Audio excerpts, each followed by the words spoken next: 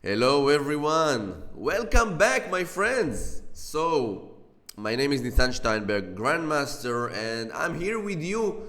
Today we will see one of my greatest games in my life against Grandmaster Maxime Vachier-Lagrave, one of the best players in the world, number one in France. So let's see what happened.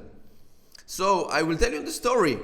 In 2017, I played in Gibraltar Masters tournament, and in the second round, I got, from God, my dream came true, and I was in the second board of the tournament against Maxime Vachier-Lagrave with the black pieces.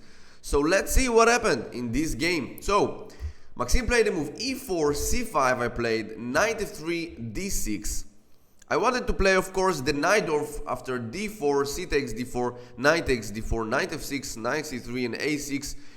Also today, I really can recommend you to see Maxime Vachier-Lagrave games with the black pieces in the Najdorf. He's one of the, the famous players who is playing, incredible this opening with the black pieces. So I really wanted to see how he is playing with the white pieces. But after d6 he played the move bishop b5 check, also of course a very known move here. It's called Moscow variation, and now black has some opportunity to play knight c6, knight d7, and bishop d7. These are the options.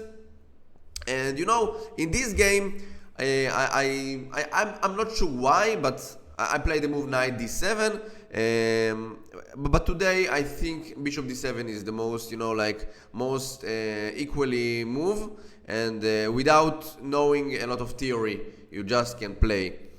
For example, bishop takes d7, knight takes d7, castle, knight gf6, and now if he's playing rook e1, we will play the move g6, but if he's playing the move queen e2, we will play the move e6, because, for example, after rook e1, g6, c3, bishop g7, d4 castle, and we are not afraid from e5 because d takes, and knight g4, and after e6 just knight d e5.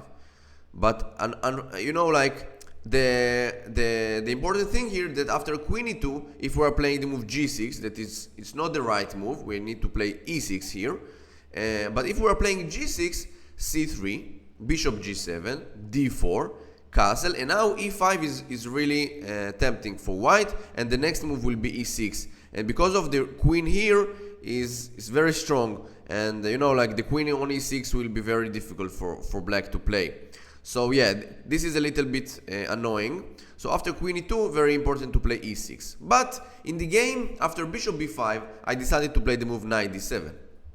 He played castle. Now it's very important to play the move a6, because after knight gf6 he's playing the move rook e1, and after a6 now he will play the move bishop f1, and now c3, d4, very fast he's playing here.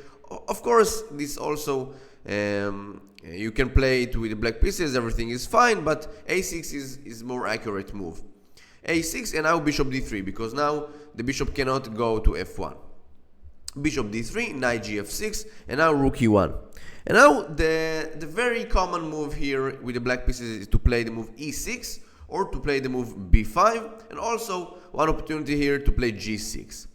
And everything is fine, of course. For example, e6, c3, b5, bishop c2, and c4.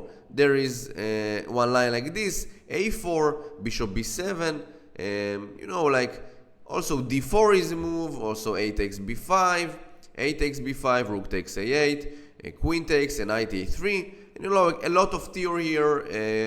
There were a lot of games also with the best players in the world that played this variation. So a lot of theory, but I'm not sure that I recommend you this line for black. But if you can learn it, so just play it and everything is fine here. But I played the move e5 here. I didn't want to go against such strong player in a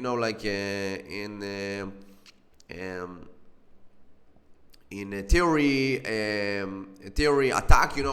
He just know everything here, and I'm not sure that I just can play against him. In the theory, because he's learning chess all the time, and for him this is job. Of course, I'm not like this, and I'm doing a lot of and other things, not only chess, of course. So I played the move e5, and I wanted just to play a game without any theory. So c3 was played, bishop e7, bishop c2 makes a lot of sense, castle d4, and yeah, and I'm playing b5. And you know, if you can stop here and think, you know, like, what is this position? It's really kind of like Spanish, right? I will go 1 second in the beginning of the game, and I will show you that this position, don't forget this position, it's really close to this position. Let's see, e5, knight f3, knight c6, bishop b5, a6 like this, castle, bishop e7, rook e1, b5, bishop b3, d6, c3, castle, d4, so not d4, h3 of course, knight b8, d4, knight b d7, and you know, like, this position, it's really close, right? So it looks like we started to play Sicilian, but we moved to Spanish. So yeah, it's really nice thing to see. So in this position, yeah, castle, d4 and b5, really similar to the Spanish. Knight bd2, and now bishop b7 was played by me. I think rook e8 also makes a lot of sense, because after bishop b7, it's really tempting for white to play the move d5, and you know, like, to close this bishop from playing. So d5 was played, but I think rook e8 also makes a lot of sense, because I don't want to show white that I want to put the bishop here, because for example, if white is playing the move d5, maybe this bishop will be here, right? Or maybe I will play the move a5 and bishop a6, and you know, like, not to bring white one tempo, right? So it's really important to understand. Rook e8 is interesting move, but I think a4, this is something that I didn't like for me, because now I should have played bishop b7, and now d5 will be played, right? So I played the move bishop b7. It also makes sense for me. He played the move d5, just blocked the bishop on b7, and now I play the move c4. I wanted to bring myself this square for the knight, right? And maybe this one, knight b6, knight fd7, and this one will come to c5.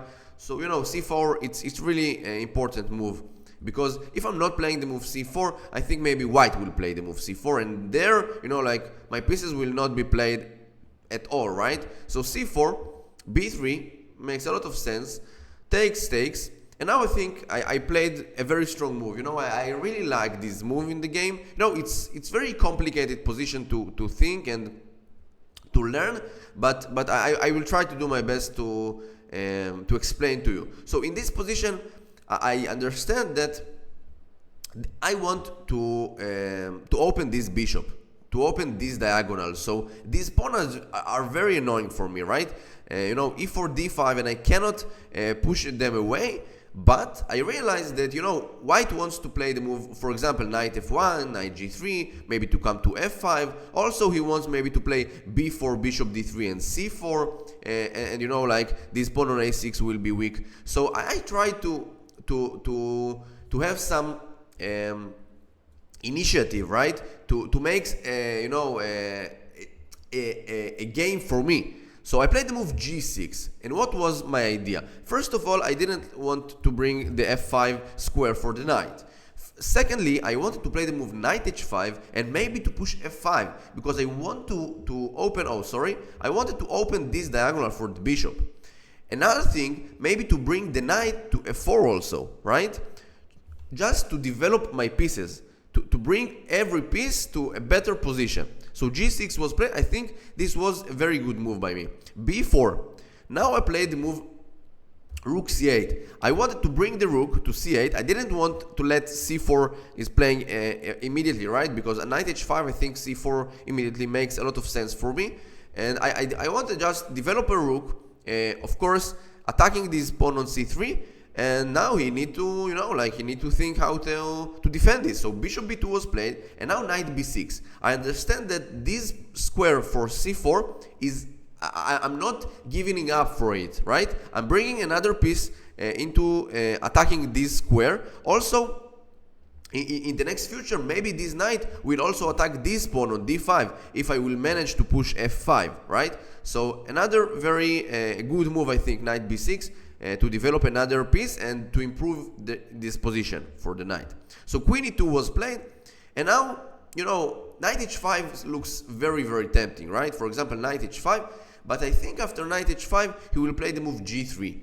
And here I'm not sure what this knight is doing here, because f5, for example, e takes f5, g takes f5, and now knight takes c5, and you know, this knight will be attacked. So knight h5, it looks like it's really tempting to play this move, because you want to bring the knight to f4, but no, we don't play this move. We are playing the move knight f d7.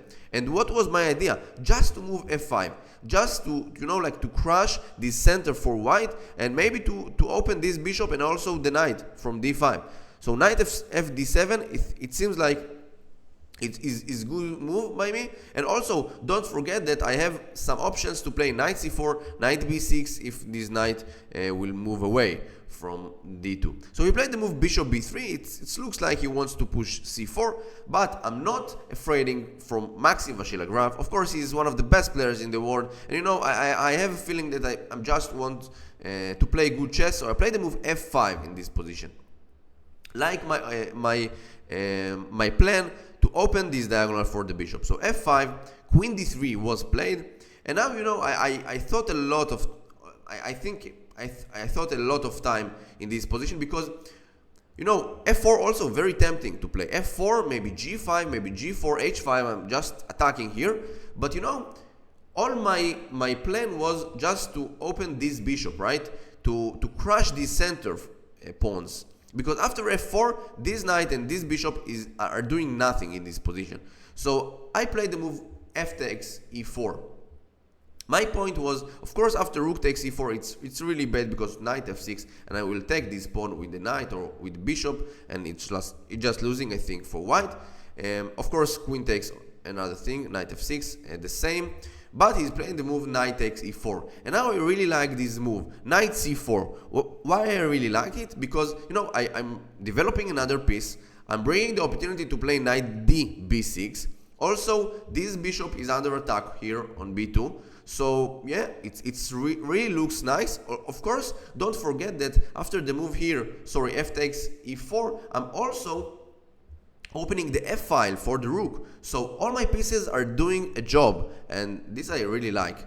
Knight takes e4, knight c4, bishop c1 makes sense, knight db6, and you know, this pawn is under attack here on d5. So bishop h5, bishop h6, of course, attacking this rook. Rook f5, g4 was played by Maxime, rook f7, knight f to g5, threatening also my rook. I'm playing the move rook f4. I really like this move because I just attacking this pawn. I'm not afraid from knight e6 because just rook takes g4, check, and also just to move the queen from d8, for example queen d7 and knight takes d5, and this knight will be attacked. So yeah, it's not make sense. h3 was played, and now just queen d7.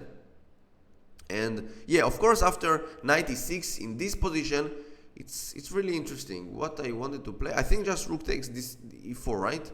It makes sense for me because rook takes e4, yeah, and just bishop takes d5. I think like it should be very, very bad for white. So knight e6 not make sense. He played the move bishop c2 because this bishop you can see here doing nothing, right? This knight is really good covered by this pawn, by this rook, by this knight, and yeah. So this bishop is doing nothing, and he's going to c2, and now maybe there are a lot of threats like knight takes h7, knight g5, queen g6, right? A lot of you know, like attacking resources for white. So now in this position I play the move knight b2, queen d2, and I'm coming back, queen d3. And you know, in this position, it's really nice to, you know, like to think, what do you decided in this position? Maybe do you want to go for a draw, or maybe do you want to play this position? So for example, there are a lot of moves to play. For example, I think bishop takes g5 makes sense for me, because knight g5, I think just knight takes d5, and it seems very, very good. I think also bishop takes g5, knight takes d5 but here, yeah, you know, I think bishop takes f4, it's bad for me, because knight takes f4, there is knight f6 check, and we're losing absolutely, right? So what we can do? What do you think about knight takes d5 maybe? I think knight takes d5, that it just take the pawn, and you know, like to say, okay, we don't want anything, right? Knight takes h7, it's nice move, but you know, I'm not sure that it's working. King takes h7, maybe knight g5, bishop takes g5, queen takes g6, king h8. Yeah, it's really, you know, bishop takes g5. I cannot, you know, like to tell you that I'm not afraid in this position, but it's really difficult to understand, right? Because there is no checkmate, and we have a piece up, and also his king is very weak in this position, right? So I'm not sure about this position. Also bishop takes d5 maybe, but now knight takes 7. Yeah, this position is not, looks good, because king takes h7, just knight, no, bishop takes f4, right? Takes, and now knight g5 or knight f6. Yeah, it's just losing, right? Yeah, and I'm losing absolutely in this position. I think rook e7 is coming, also queen takes f4. Yeah, it's bad. So bishop takes d5 cannot be played. So in this position, you know, in the second round of the Gibraltar tournament, you know, against one of the best players in the world, he has the rating, his rating was 2,796. You understand? Almost 2,800. It's just amazing. And you know, I just feel like just go for a draw, and you know, like it's really the best achievement in my life. I think today I think you know, like I have the confidence to play in this position. I think just knight takes d5 I will be played if this game was today. But you know, in general, when I was 19 years old, and you know, so much pressure in the second board of this tournament against this brilliant player, Maxime Vachier-Lagrave, I took the draw, and you know, this was one of my greatest you know, games and achievement in my life, in my career, and I drew against Maxime Vachier-Lagrave, and this was the last moment. And Maxime Vachier-Lagrave also asked the arbiter, because this was the 3-time repetition, and yeah, the game was over by a draw. So thank you very much for watching. Don't forget to subscribe my channel, like the video. It really helped me and improving my skills here in YouTube, and also, you know, like to bring a lot of viewers.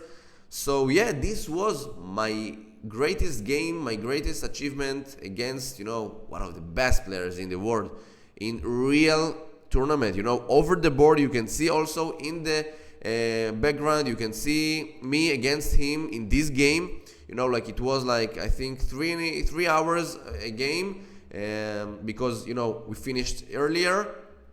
So yeah, time control, you know, like it was a long time control, not rapid, not blitz, you know, classic game. So yeah, thank you very much for watching, and you will see me in the next video of my greatest game. Do you want to guess who will be my opponent in the next game? Write in the comment below, and we will see it in the next video. Bye bye.